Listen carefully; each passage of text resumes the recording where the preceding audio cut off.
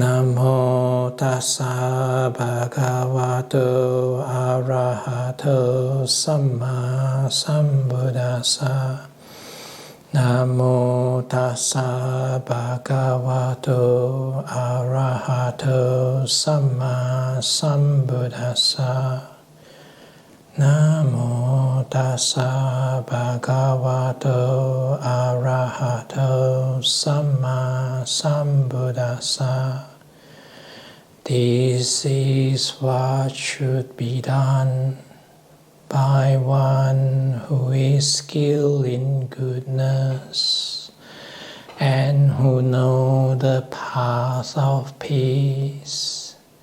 Let them be able and upright, straightforward and gentle in speech, humble and not conceited, contented and easily satisfied, unburdened with duties, and frugal in their ways, peaceful and calm, and wise and skillful, not proud and demanding in nature.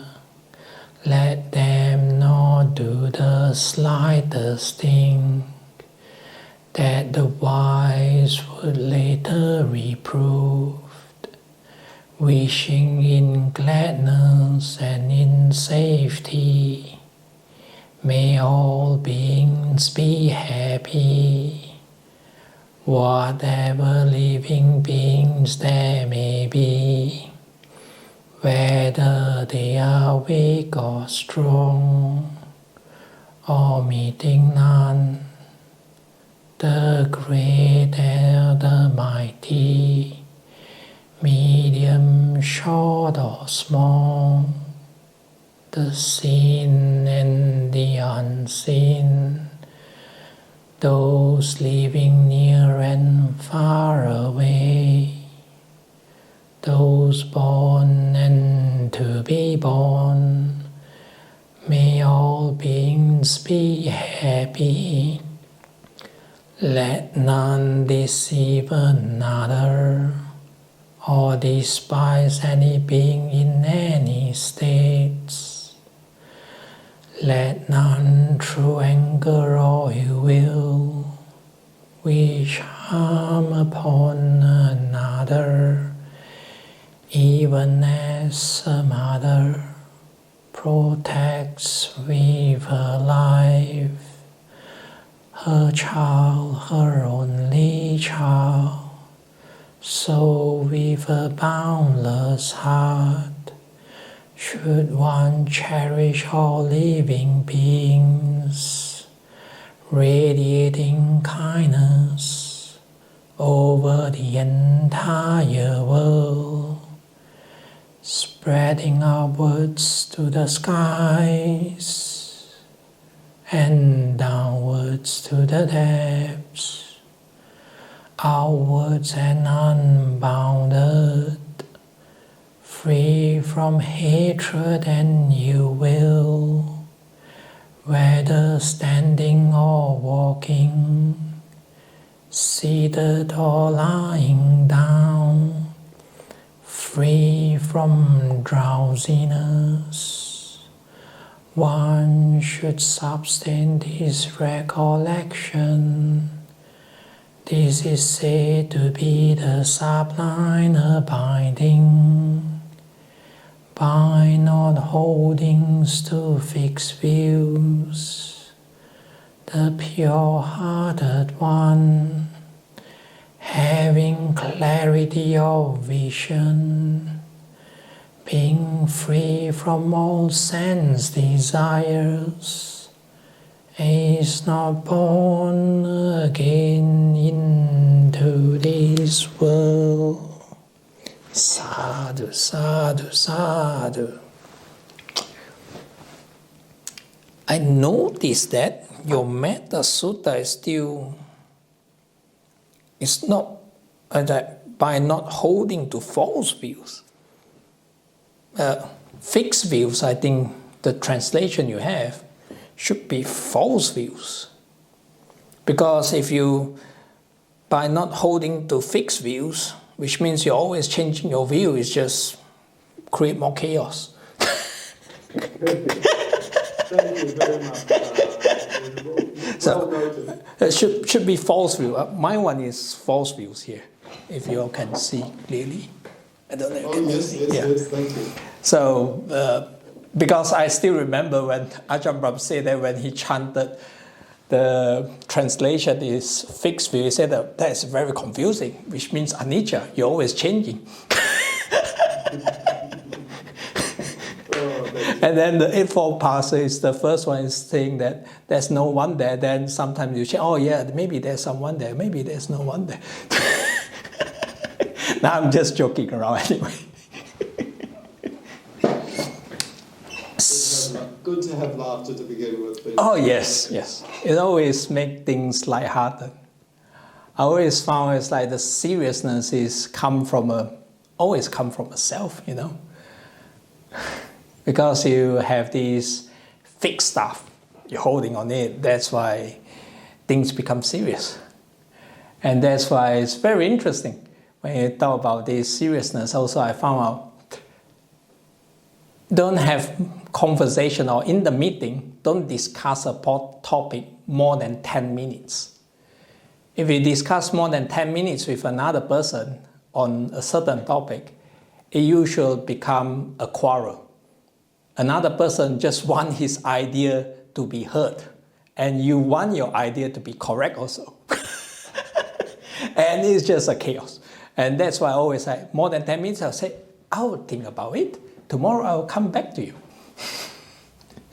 And it's much more progressive, I always found. Because previously, 9 months, you all didn't see me because of, I can say a few times, Nibbutto asked me to do this Armadale group also. But sorry, I need to turn it down because I'm just a little bit too caught up with the kitchen project, because I need to finish up in certain time frame, because we can't close it down for too long. That's why it's just being a little bit like working day and night actually, not say day and night, working day. And I even don't have weekends for almost 3 weeks or 4 weeks. Because of that, Saturday, Sunday in the afternoon, I still need to work, and also in the morning, just to prepare the place for the construction worker to come in. Basically, we are like co-working. Demolition done by us monks, and building done by basically the tradies. And Ajahn Brahm always said that monks are very good at demolition because we make things vanish. Everything. But anyway, it's almost done now. We just left a few stuff to close for the kitchen actually. Just small stuff. But everything is functional now. And monks still have their food. Very big belly still. So anything particular you all want to talk about today? Or want to discuss about?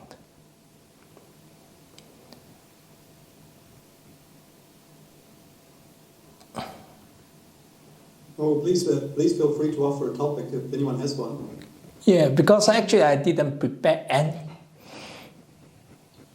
Somebody just called out. Oh, it's me. Hi. Yes. Anger. Anger. Anger. Okay. So, anyone else have another topic want to talk about? We can collect a few, and let's see how it goes. Bob, yes. Yes. Venerable, I sent you a text message. Perhaps we could talk about how we focus inwardly on meditation when things like ChatGPT exist. Focus. Yeah, it's very easy to get caught up in something like ChatGPT and move away from, well, the suttas. Okay. So anger. So don't distract yourself too much with the internet. Okay. Yes. That's interesting. Maybe when you're distracted, you're not angry. Yeah. I shouldn't be cheeky, but it's sometimes also because we are also distracted or get caught up with all this internet business, and you make yourself busy and tired. That's why you easily get angry also. Because I found out during my kitchen project, because I'm so tired, that you can see that your emotion is not as peaceful as it is, because you're just tired, that's all. That's why anger is much more easy to arise. But one thing very nice is, once you know that, you can let it go. You can see that you're just tired. You don't need to react with this anger. And angry is usually, I call it like, it's a survival mechanism. It's like you protect yourself. And I will come into this, but it just reminds me of one of the research I heard when I'm really young. That's when I'm 15 years old, I think. Yeah, Form 3. Yeah, I think about that time. And because in Malaysia, we have, that time we start to, I don't know why our Mahathir is looking on Japan. And then there's a lot of Japan research or Japan report on our newspaper. And on this particular article is very interesting because Japanese, you all know that they like salmon. They like to eat sashimi, basically. So that's why the salmon they want is fresh. So that's why if they go out and fish on the boat, they will have an aquarium or a big tank to put this fresh salmon inside there. And then after a month, only they travel back to land and sell them. And during this process, because it's hundreds of them or thousands of them, they found out the statistic is out of 100, 10 of them will die. And then they try to figure out, just improve the temperature, the oxygen quality, and also the pH of the salt water. They've done everything. It's very perfect, but still 10 of them die. And then at the end, you know how they solve the problem? They put a shark inside there. And the survival rate go up. Out of 100, 95 of them survive. 3 of them might eat by the shark, but 2 die from the sickness. And then why? Because of when the shark is inside there, they encourage the salmon to swim around. And then that's why the oxygen around the tank is much more equivalent. And from that example, I found it's like throughout our life, we always want to solve a shark. It's like when you're small, you want to solve your study academic. After that, you want to solve entering which university. After that, you want to solve which career. Then after that, you want to solve. It's always there's a shark there. And then it's like, sometimes when this shark interacts with you, that's why you get angry with it. Or now, maybe you want to solve, this internet is getting too fast. They give answer too directly. I want to enjoy the time of struggling, searching for the information instead of it straight away give me the information like the Chat GPT. Too fast giving answer, then I need to figure out another question for it. So it's always, there's a shark there. And then it's very interesting. I always see that it's actually, the shark itself is like a delusion. That more and more you lay back, and then you see that, especially when you learn meditation, and then you found it's like, there's actually no shark. It's like, when you want to meditate, You want to focus on the breath, and then that breath become your shark. You want to catch it around. But actually there's no shark at all. And then just enjoying it. That's why you don't need to be angry on certain stuff. But sometimes anger also is like I call it like a defense mechanism. Is because sometimes you need to hiss. I don't know you all remember Ajahn Brahm's story about this snake went to a hill and hear this holy snake say that, oh, we shouldn't be angry, we should keep 5 precepts, we should be gentle with people. And then these evil snakes suddenly become really tame. And then the villagers found out this snake don't bite people anymore, not biting for fun. And then they start to use stick to hit these snakes. And they have all bruises around. And then he went up to this holy snake again and said that, it's because of your teaching, it just caused me so much suffer. And then the holy said that you're still allowed to hiss. And then sometimes that's why I can see that why you're angry or something else. It's actually like a survival mechanism. You don't want to get hurt. But also you can see that sometimes also anger doesn't solve the problem. Just like I say that why I notice more than 10 minutes in a conversation, it just become like a argument. Because I can see that as I get angry, the anger start to arising and say, oh, I'm more correct. I'm in charge of this project. You all shouldn't interfere. You're making my life so hard. But you can see that you don't need to react that way. And sometimes you need to have a space on that. Just have when you cool down, then you rethink. You learn that next time I don't need to react. You can walk away. Or you can say that you just think about it. And usually, that's really help on have a really healthy conversation, I always found out.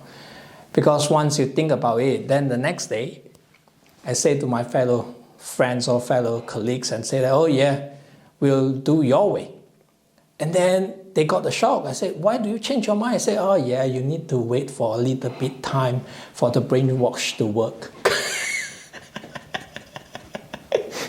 That's why it's quite fun actually, being in the monastic life or coming and stay here with the monastic. It's just like I see that sometimes people ask me, why you can train all these like 5 precepts or 8 precepts at home. Why do you need a jhana growth center or why do you need a temple?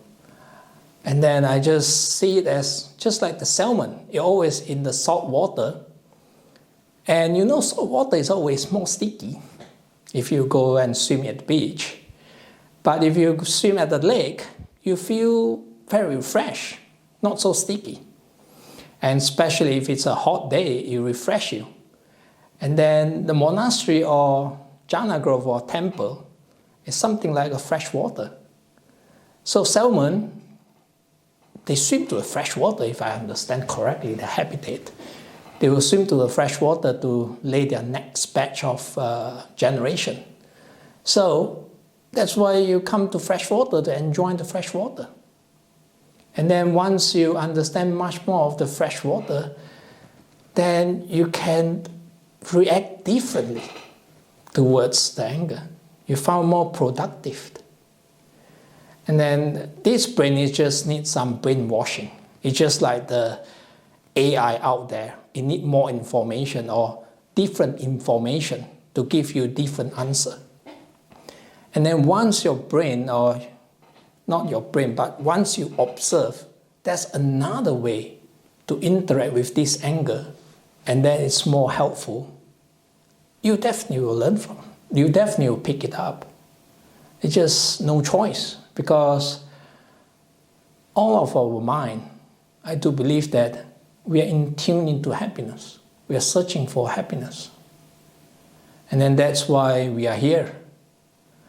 But the problem is very interesting, we get caught up also sometimes.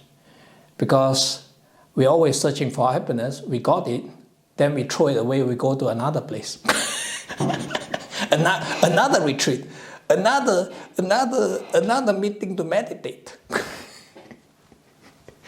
Sometimes we do that. It's just the human nature, you can say.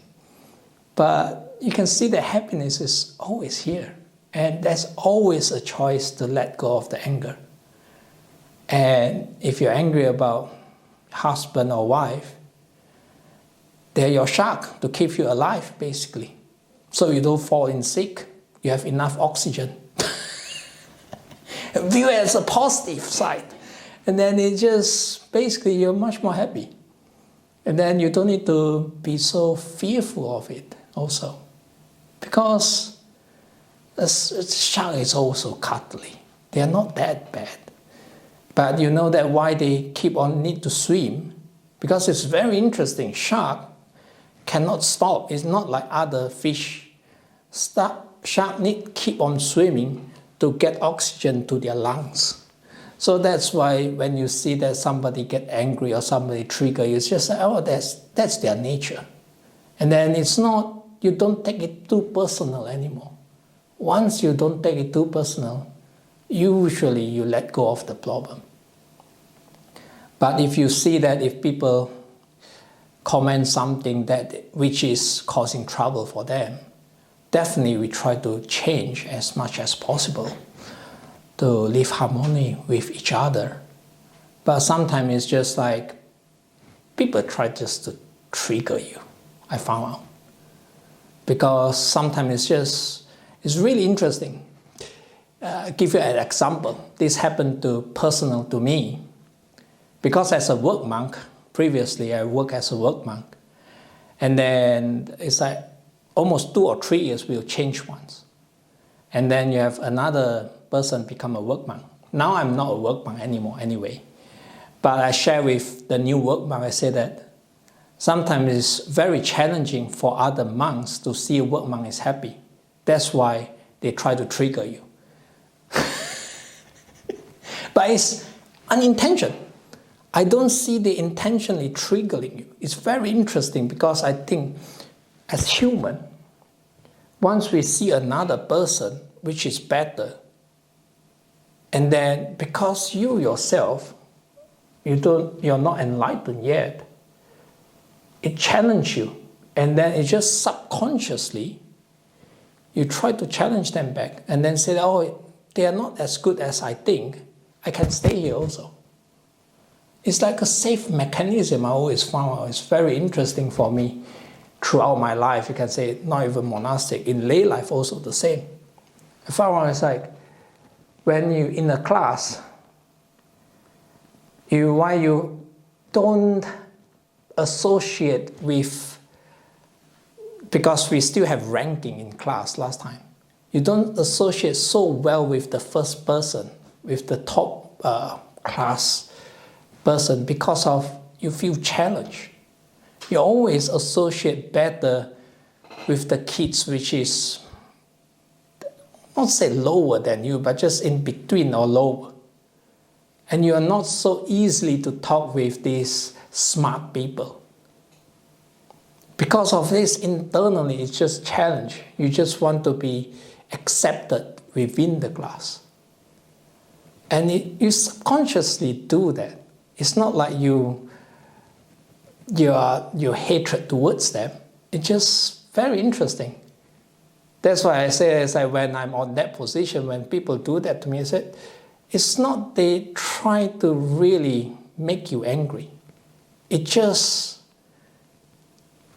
challenging, you can say, to see that you're happy sometimes. And then that's why, sadly to say, you need to learn how to step back when that's the case, when it comes. And then that's why I always really remind me of these, the teaching of the Buddha is like the Four Noble Truths. The first Noble Truth is actually you understand the suffering. And then once you understand, you can see that straight away the next part trigger up. It's just like a process. once you understand the suffering, you see the origin of the suffering. That leads to the second noble truth. And then once you see the origin of suffering, just no matter what, the next thing coming up is definitely you give up. Why do you hold on this, you can say this lump of shit? It's just stinky. You don't really give up. You just throw it away. That's when you realize the cessation of suffering. It's a continuous, you can see that this part. And you can say Buddha, when I read the suttas or anything, you always see that it's a process basically. All he described is this discovery. It's just like Newton discovered this gravity. It's always there. But just someone explain it so easily, that's where you see it. And it's quite remarkable. That's why I always say that Dharma is actually like a process, or it's just describing of the nature, describe of this mind, how this works. And once you see that, if you go through this process so much, then definitely you'll see the fourth one, the fourth noble truth, which is you cultivate this path. And then it just categorized with all this, like why always I feel that it put the view as the first one. Because if no one point out, then you don't say it. It's just like, it's very interesting also when talking about pointing. This is one of these Mahayana monk shared with me. He said, the Buddha point towards the Nibbana, but most of us is looking at the pointer instead of looking at the destination. We still seek for the information. But it's quite interesting to hear that. When I first heard it, I said, wow, that's very interesting to hear that. And we can see at the pointer for a very long time before we really see the destination. And that's why I truly like, why I share this ChatGPT AI thing is like, if you understand this AI thing, there's no one there. And he can think and figure out the answer for you. So you can start to challenge yourself. Is there really a self in here? Is that Jhayako speak like that because of he's smart? Actually, sadly to say, no, I speak like that because it's brainwashed by the fellow monastic here. And also, maybe the question from you all. Because I really like, can say I share another thing, maybe. But this one last example before we start the meditation. This is when I talk to one of these, I go to a funeral service. And then this person asked because he just lost his sister. And I think it's quite young, his sister. It's he, basically. And he asked me, is there afterlife? And then I asked, what is your profession? Because sometimes when you want to answer a question, you need to understand a little bit of people's background before you answer it.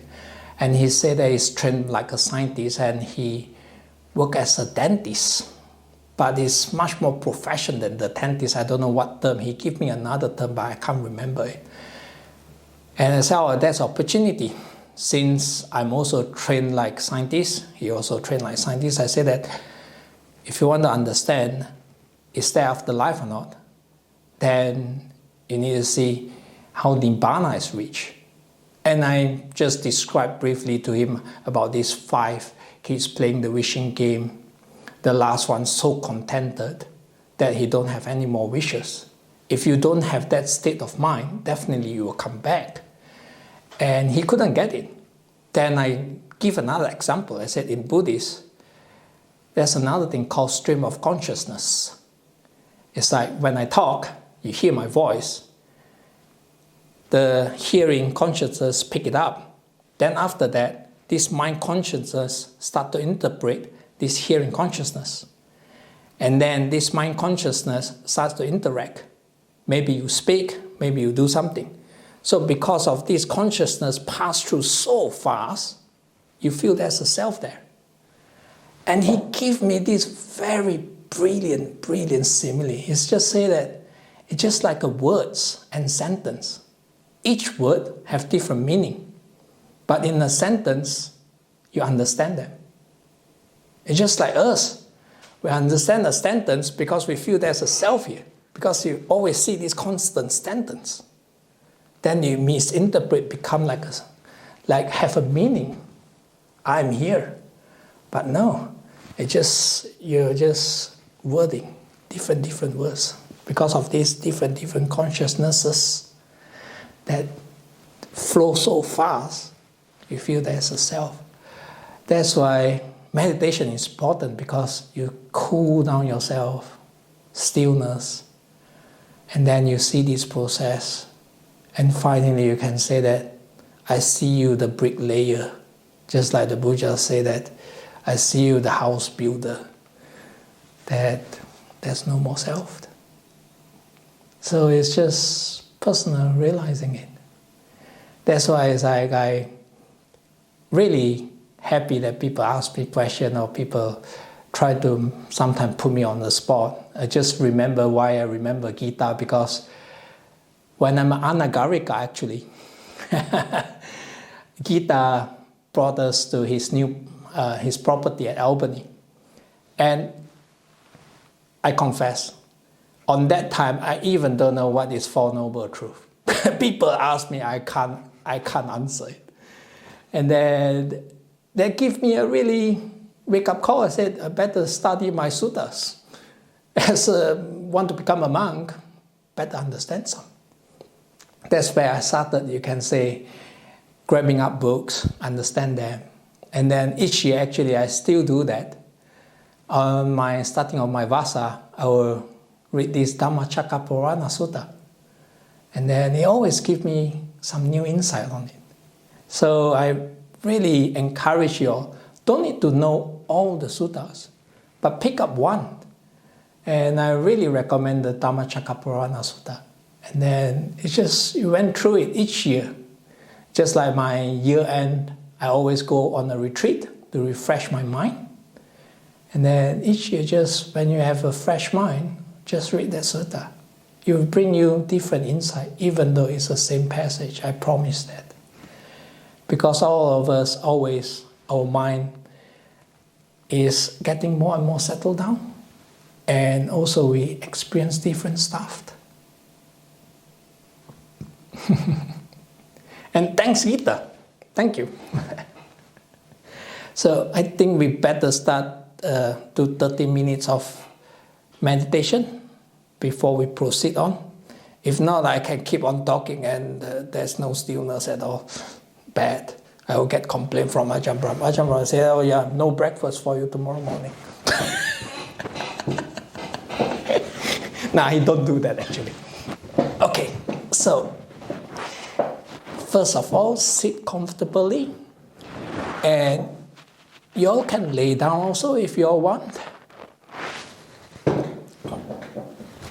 So usually, if you are comfortable, you can shut the lights off, or it's fine not to also.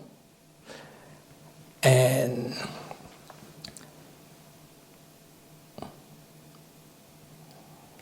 I will always like to start with 3 big breaths. So inhale,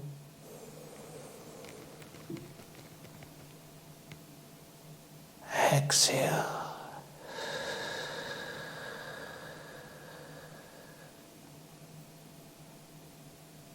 inhale,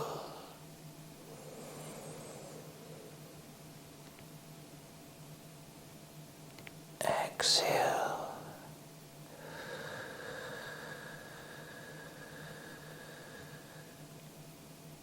inhale,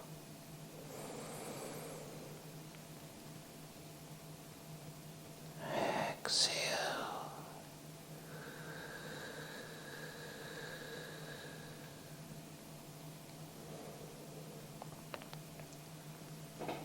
so we start with the body.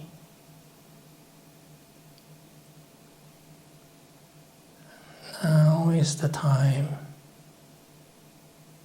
If you need to move to a more comfortable position, please do so.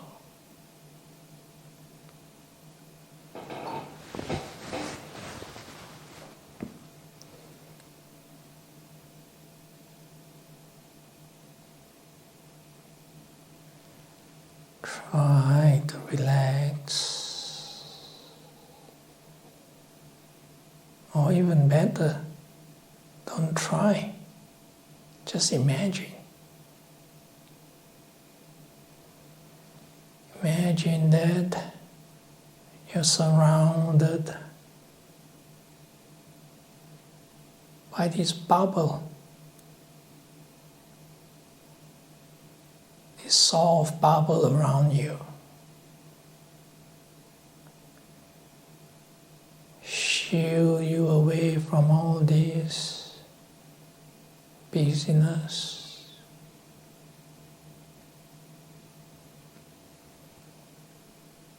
All these thoughts.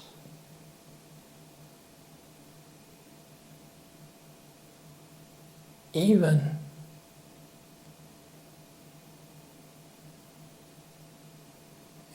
this body.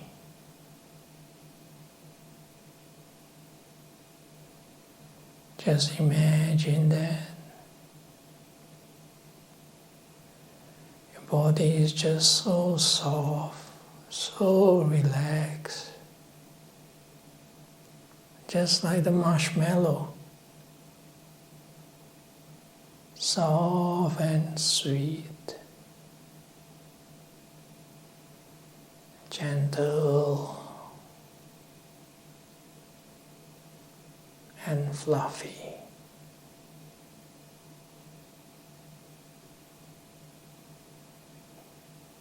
Imagine that all your body cells just melted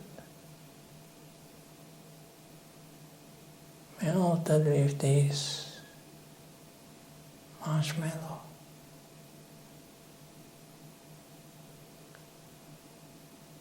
So relaxed.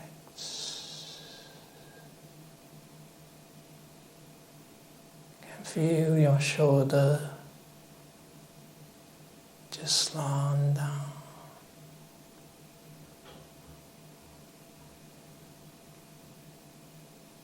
Nothing to do.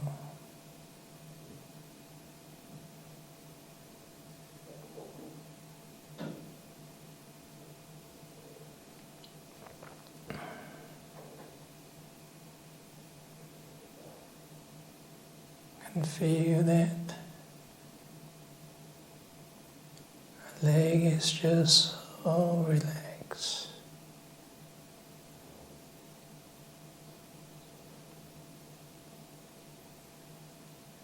Just hold it by this really soft cushion. Very nice sensation.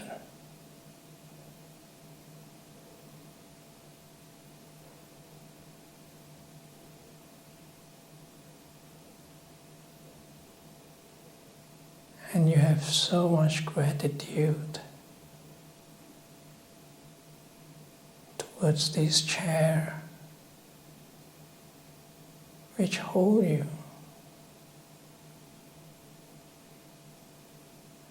So you can sit here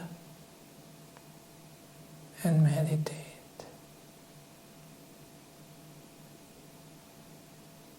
Have no worries.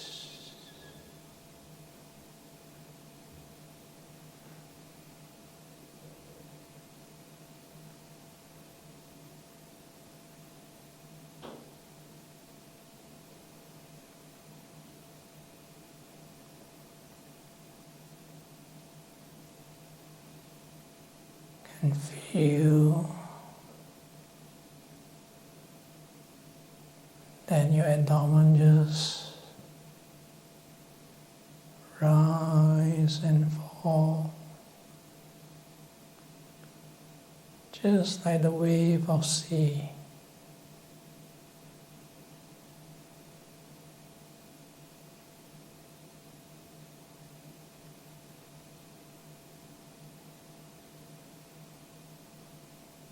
Smooth.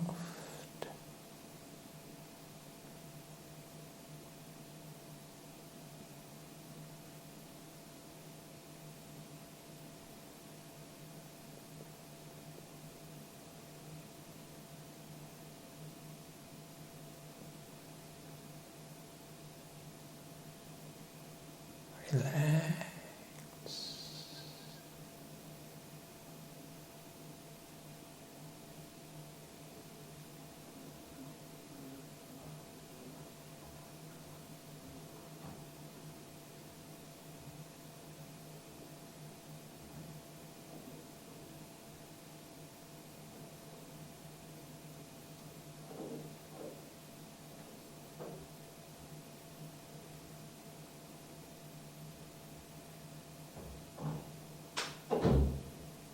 Feel that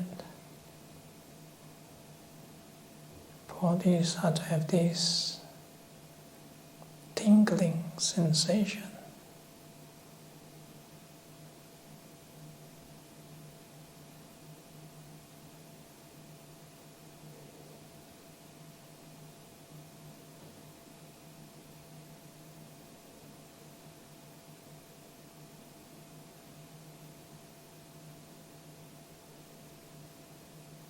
So joyful. Thank you, body,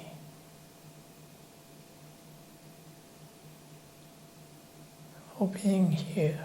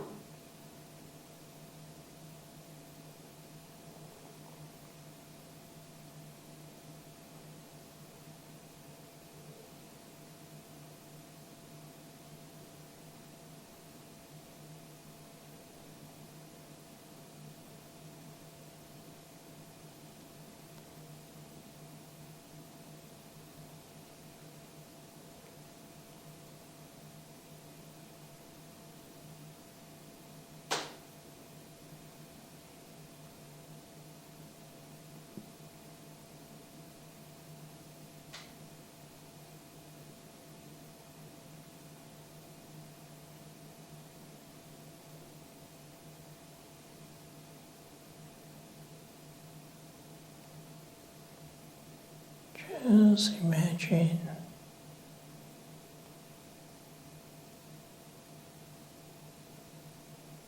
you already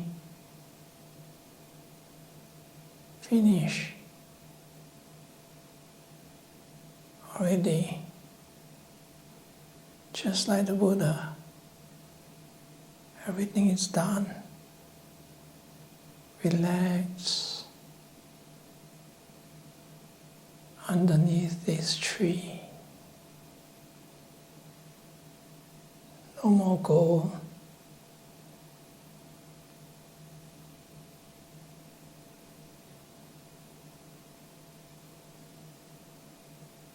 you're having the time of your life.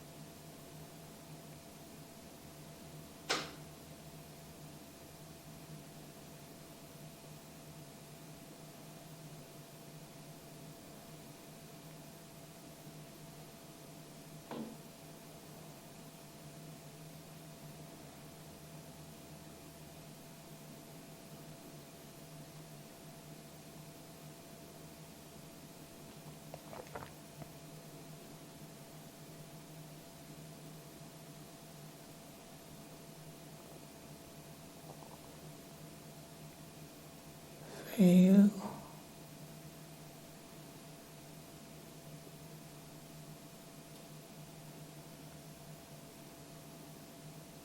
just accept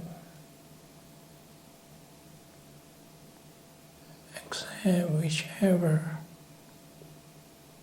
it is here.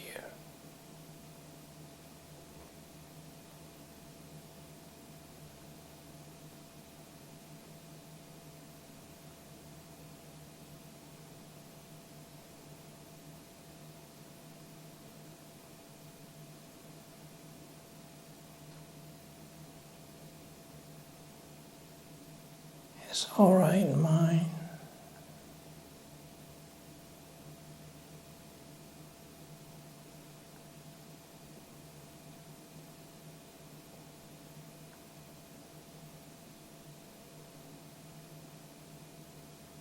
You can be however it is.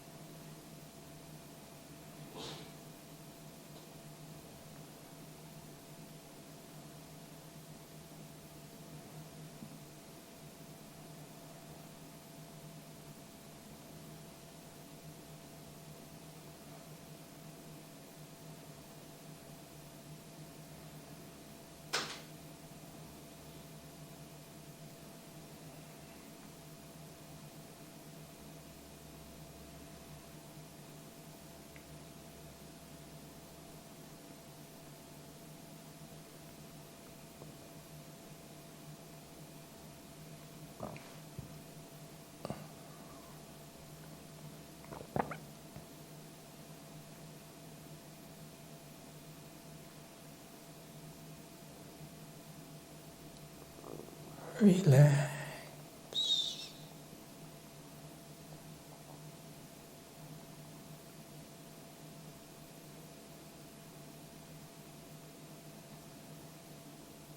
Everything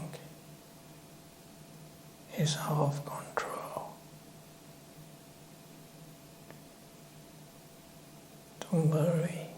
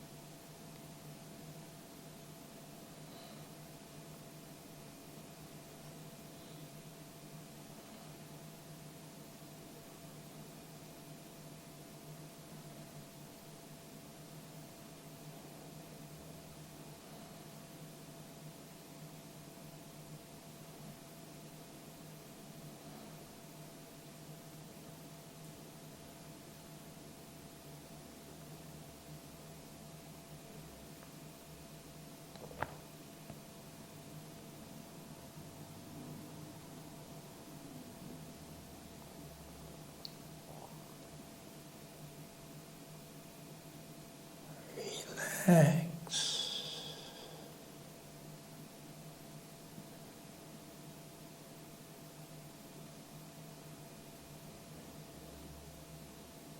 Accept whichever is here.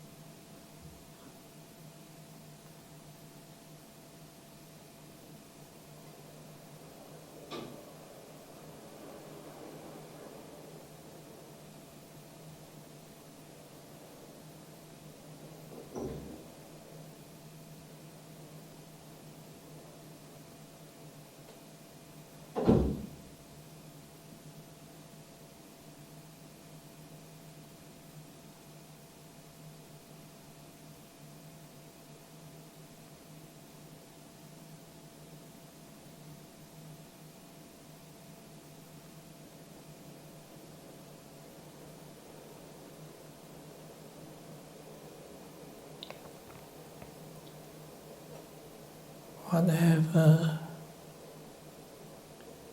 you experience now, this is good enough.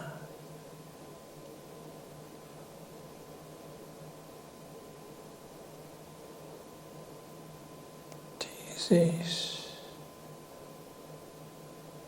good enough.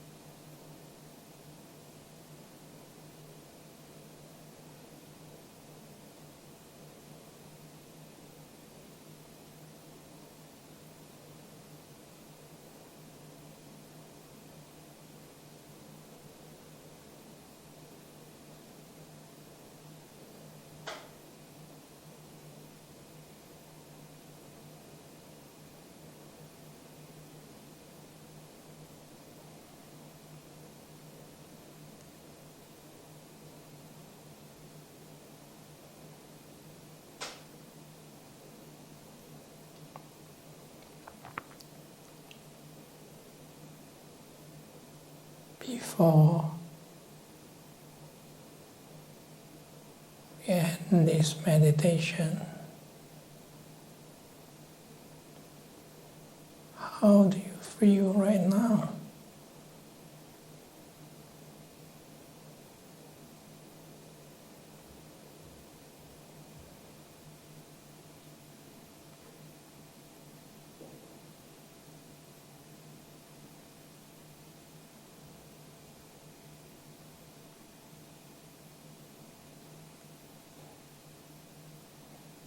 What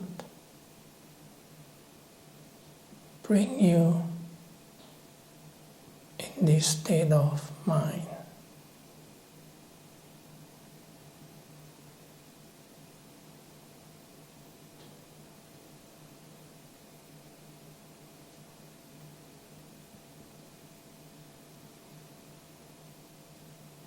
I will ring the gong 3 times. At the third gong, don't come out from your meditation until I say you can open your eyes.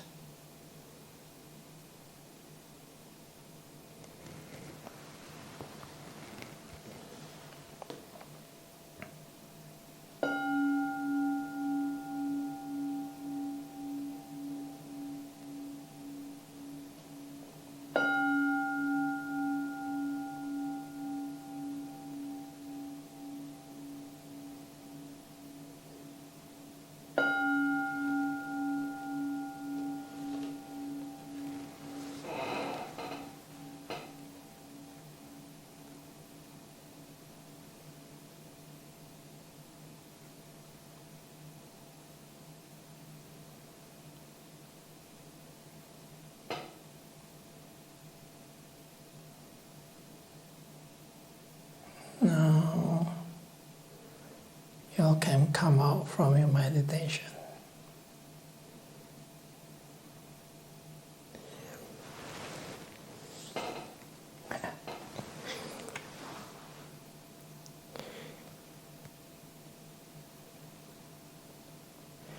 Why I do the last part is because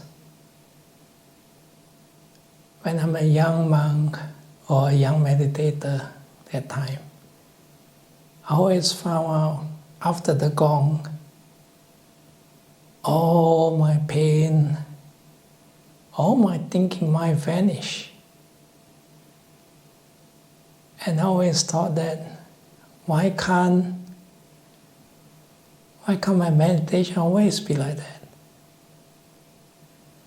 And then that's why I start to develop, I call it the reverse meditation. Get the gong first before I sit down.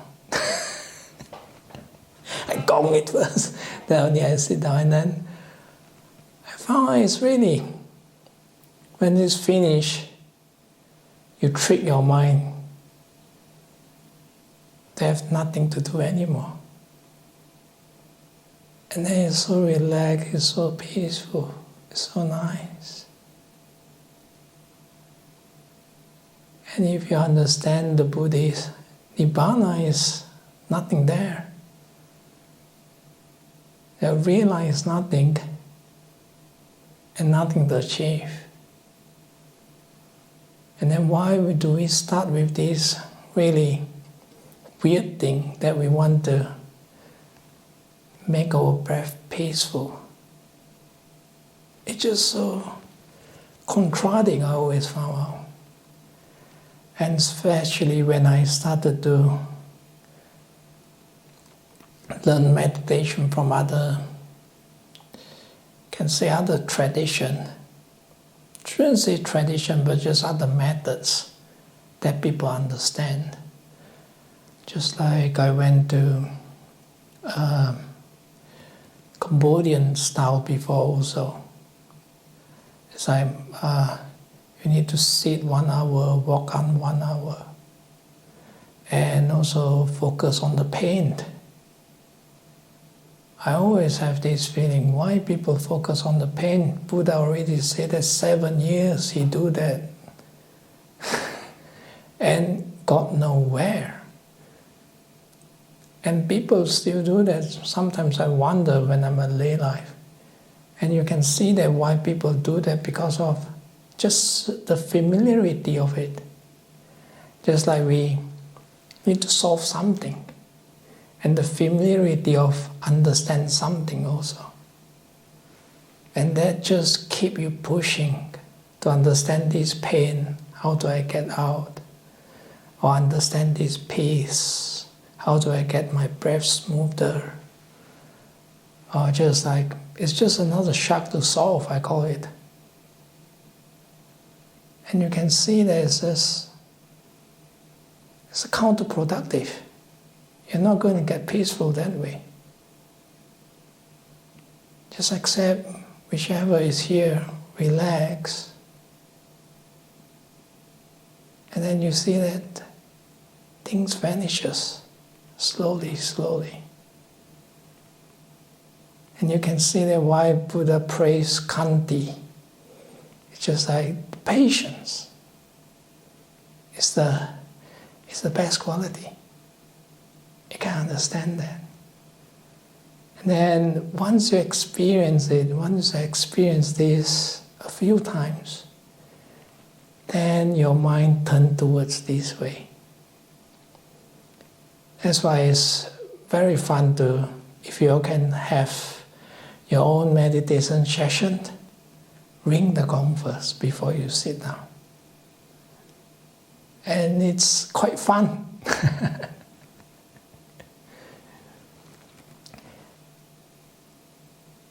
That's why I always, sometimes if it doesn't work, I just imagine. I really like Ajahn Brahm give, when I first heard it, just imagine like you're a Buddha. He gives this to the kids. And you can understand, I always like really simple stuff. I said to myself before, so if I understand something, you can explain even to a small little kids, then you know that you really mastery whichever you learned. Because you don't need too much complicated words and too philosophical.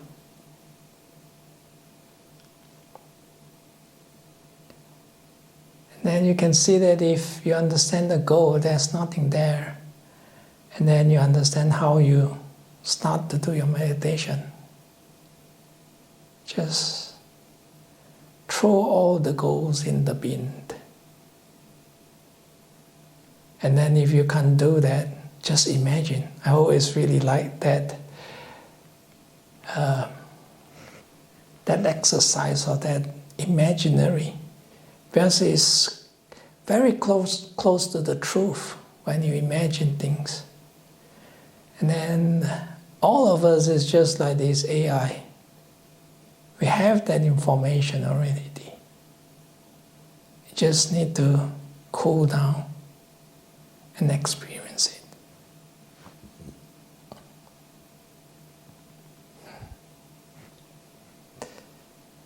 And then it's just like anger. Why we are angry, you can say that because we learn from other people. And then especially your parents, this is what I see in myself. Sometimes you're angry on certain situation. It's just you see that it produces result on your past time. When you see your parents get angry, then you get the stuff. And then you thought that will help. That's why you react with that situation with the same solution. And then once you see that there's another solution with kindness, with acceptance, it just changed the game. It's just like here. When I first came to Bodhinyana Monastery as an anagarika, say that, how do you distribute job with your fellow anagarikas or the people come and stay? the work. And then you see that you don't provide money anymore. You're not like a boss. You can bribe people to work. There's no motivation. Then how do you motivate the people to work? And then you see there's another mechanism, which is kindness and harmony, and accept each other and helping. It just gives you another different side of how things works. And then just like meditation and work. When you see work, you need to do it to produce result. But it's interesting. You see that meditation, when you relax, you're letting go. And then when you do stuff in meditation, you see that you mess it up. It's not peaceful. Or especially when you have peaceful, you want to grab it. You want to analyze it. Straight away it vanishes. And then that's when you learn how to be patient and accept and don't analyze first. And just like you learn also. From there you learn really how to listen to people. And then you can apply it when you're working. You understand more. And then you see that, wow, that gives you more productivity. Then that encourages you again. Sit down and meditate. And then you can see that all these different stuff you learned, you see the positive of it. That's why you keep on doing it. That's why you keep on coming to Armadale Group. Any other question?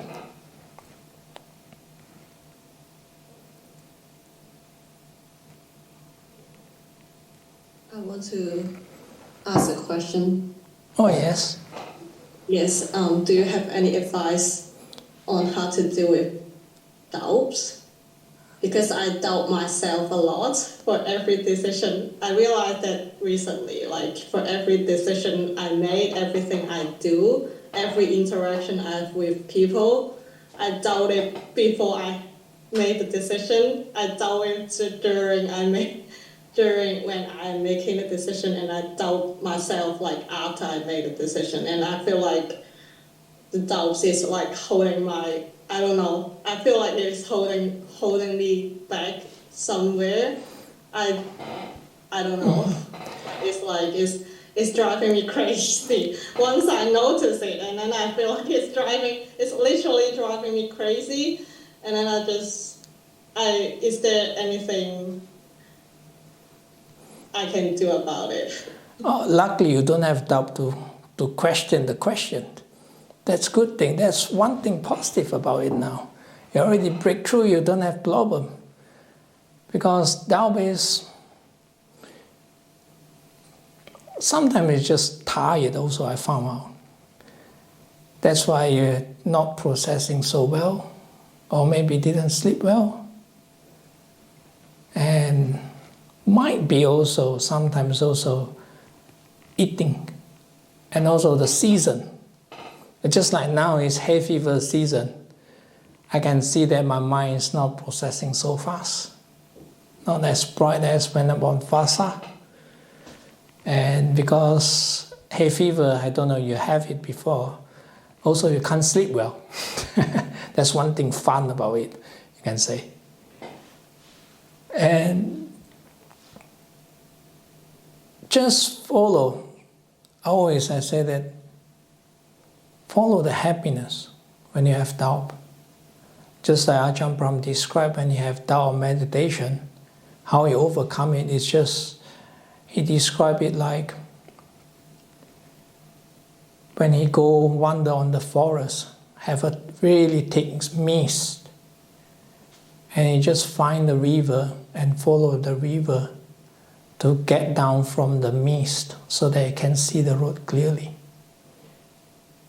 And I interpreted The water is just basically the happiness. And sometimes also, don't interact too much with the doubt, because it gets you more doubtful on it. Just stand back and don't make decisions sometimes. I found that one helps also. That one is actually always there is like A and B, and actually there's a C solution, which is you don't make decision. And always we skip that because we thought that we need to make decisions straight away on that moment. But a lot of time we don't need to. And once you stand back, you see more clearly on the situation, the doubt disappears usually. So don't need to make the decision so fast.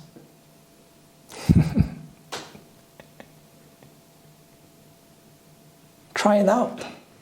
Yeah, just one more follow-up question. Yeah. It's like you said, following your happiness, does that mean like you notice you try to notice happiness in your life, and then you do not interact with your doubts? Yeah. Is that what you mean? And happiness is actually like contentment. You're happy, you're here. Whereas happiness always, in outside the world, is brainwashes. We need something to be happy. We have this, then we are happy. Maybe we have a relationship, we'll be happy. Or maybe we get out from the relationship, we are happy. Or maybe I have a marshmallow, I will be happy. But remember, all this stuff is just material. The happiness is always here. You always got it. It's inside here. I really like Ajahn Chah saying, you bring your home around the world. It's not you need to go back to home. Home is always here. You're contented. And then you don't need that much to be happy. Now you're breathing, you can breathe in and breathe out. Ah, what bliss. So small stuff. Or maybe you tidy your room, clean up your room. You have a tidy room. Wow, what a happiness. No, don't need to have big stuff. Then from there, you accumulate this contentment. Then the doubt usually vanishes. Because the doubt is always a little bit come with, I found out myself is, I need to get things done. And you don't know which way to choose. And then you push on the corner. And sometimes you don't need to. You just putting yourself in that corner. Hopefully that answers your question. Thanks.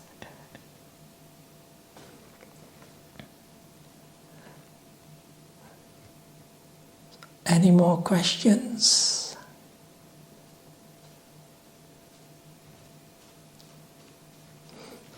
Hopefully I answered the lady on the anger topic. I don't know which lady asked me already. I can't remember. Too many faces here. Oh yeah, hello. Kim, do I answer your answer? Okay, good. Luckily, I learned how to read signs.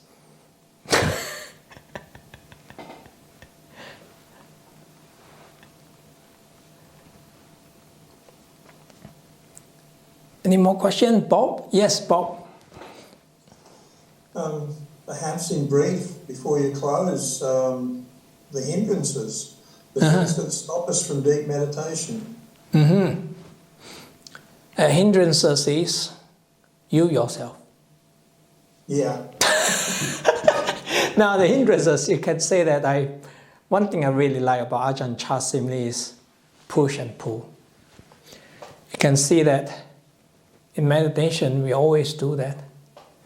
So we want peace, Actually, we push away. I don't want no peace. I want happiness. I don't want sadness. And it's always this push and pull that we are exercising. And then you can see in meditation, you just slow this down. And then at the end, hopefully all of us can see that there's no this hand. No this wanting and don't want anymore. Because of this, it causes dissatisfactory. That's why you can say that why the Buddha need to say suffering first, sadly, instead of saying happiness. Because happiness is just the absence of suffering. That's why we feel happy. It's not really happy. It's just suffering is not there. That's why you're happy. And then once the suffering arises a little bit, then you feel, oh, I'm not as happy as previously. So it's quite interesting when you say that. It's like also sometimes when you easily misinterpret it, you feel it's like, oh, this is very negative. But actually it's not. That's why I think I really like Ajahn Chah say that, at last I see that there's no happiness in this world. It's basically, it's either suffering arises or suffering ceases. And then the hindrances you overcome, basically you don't overcome it. You accept there's hindrances and then relax with it. Don't interact, don't play around with it too much. It just ceases. That's why when I read the Chat GPT, when he summarized all these 5 hindrances, how to overcome it, he said, now you're going to mess it up, basically, AI. You're going to make yourself more restless. And just slow down, relax. And then sometimes relax also, I found out, is human nature. You need to be in a safe place. And safety causes you don't react too much with stuff. Whereas anger or sadness is actually you don't feel safe inside. That's why you react with anger or with sadness. You want to protect something. And then in meditation we learn that no more goal, nothing to protect, nothing to will. And then that's how you overcome these 5 hindrances. And then once also you see that, it's like the Four Noble Truths talk about suffering, you also put a distance with it. You don't feel that you own this suffering. Oh, I'm suffer. It's actually no. Just suffering is there. You don't own it. It's not yours. And then once it's not yours, you can see that it's much more easy to let go. Because always we feel that, oh, I'm suffer. It's me. I have a lot of doubt. It's me. But nah, it's not you. It's just doubt is there. That's all. Hopefully answer your question, Bob. So last question, because I see that it's 29. Almost going, can the clock off?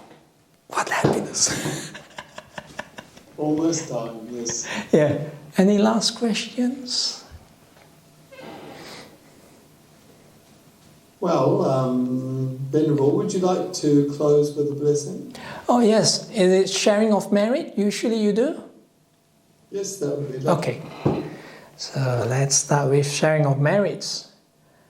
Just basically share the merits, what you hear, the peacefulness which you have with all the beings around you. Idang me nyatinang hotu Sukhita hontu nyatayo Idang me nyatina hotu Sukhita hontu nyatayo Idang me nyatina hotu Sukhita hontu nyatayo. Sadhu, sadhu, sadhu. Ajahn Brahm style. I've been brainwashed by him. Thank you, Venerable. Thank you so much for this evening. Yeah, no worries. Thank you. Thanks very much for all the sharing and happy. That's good.